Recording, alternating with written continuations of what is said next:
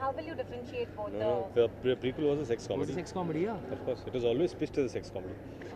And what's your take on cheerleaders के बारे में क्या कहेंगे? I think they're looking stunning. They're absolutely lovely, and बेबाक है ये. और they entertain us. तुषार, आप यूवी के लिए कुछ कह रहे थे? जी. युवराज वापस वेल आई थिंक जैसे कि अभी सिद्धू जी ने भी कहा था कि कभी कभी हम इन कुछ परिस्थितियाँ होती है जिनसे मतलब कि हमें अगर निकलना हो तो उन्हें फेस करना ही चाहिए. And I think he is the perfect example of that. उनसे आई थिंक हम सबको प्रेरणा मिल सकती है कि when tough times come into play, then tough people come into play, and tough times don't last, tough people do. Okay, तो वो खेलने आए, लेकिन उनको क्या बताई देंगे वापस खेले, मैदान पे आए, जल्द में आए, थोड़ा सा.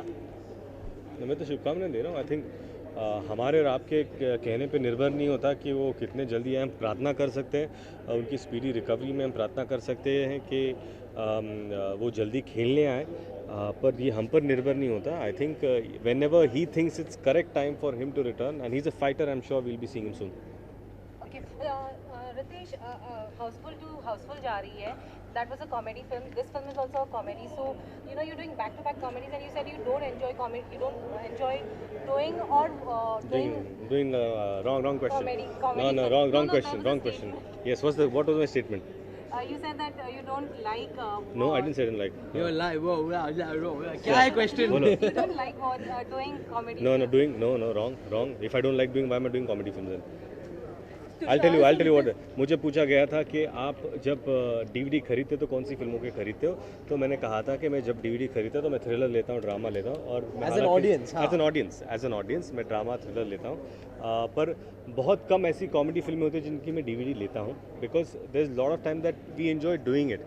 इसलिए मैं टीवी पर जब भी देखता हूँ, I like to watch some other genre of films. मेरा मानना ये नहीं कि मुझे कॉमेडी नहीं करनी है. I enjoy it, I am doing it. So अगर मुझे पसंद नहीं होती तो मैं करता भी नहीं. तुषार और रितेश, आपके लिए, आप दोनों के लिए मेरे 2 सवाल होंगे. पहला सवाल एक ये है कि अगर आपकी फिल्मों की बात हम कर रहे हैं तो जो एक मसाला चाहिए, जैसे कि आज आइटम नंबर्स की हम बात करें, हर फिल्मों में लगभग एक आइटम नंबर हो रहा है. तो क्या ऐसा कुछ आपके भी फिल्मों में देखने को मिलेगा? और आइटम नंबर्स के ऊपर क्या कहना है आप लोगों का कि कितना ज़रूरी हो गया है? Well, I think हम ही 2 आइटम्स हैं इस फिल्म में. I think we are the item boys and we are going to be मतलब अभी हम एक गाना फिल्म करके आ रहे हैं और उसी की शूटिंग के लिए वापस जा रहे हैं. इसका नाम है दिल गार्डन हो गया.